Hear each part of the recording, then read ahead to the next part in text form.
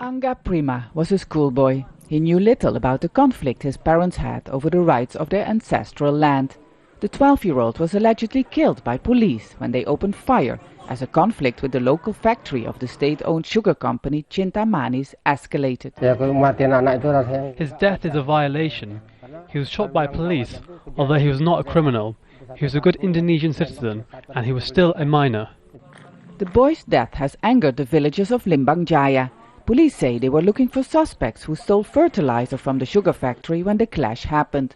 Locals say police started shooting without a reason after they entered the village.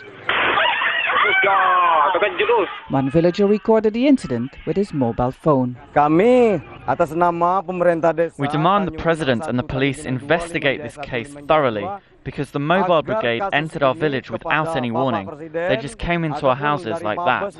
Anger and grief here in Limbang Jaya after the death of a 12-year-old boy. Villagers are still trying to comprehend how this conflict could escalate so rapidly. And this is only one example of the many land conflicts in Indonesia gone violent. Land traditionally owned by farmers was taken away by the sugar company in the 1980s. Some compensation was paid, but villagers say many didn't receive anything. They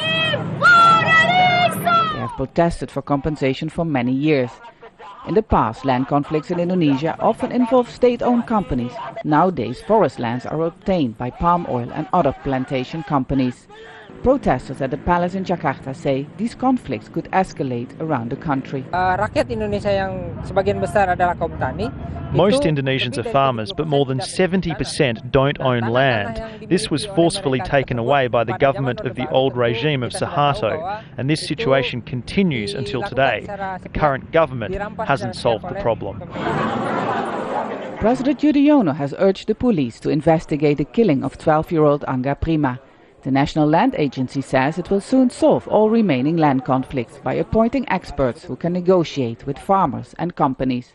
But many villagers have lost hope that after all these years they will ever be compensated for their ancestral land. Vaessen, Jazeera, South Sumatra.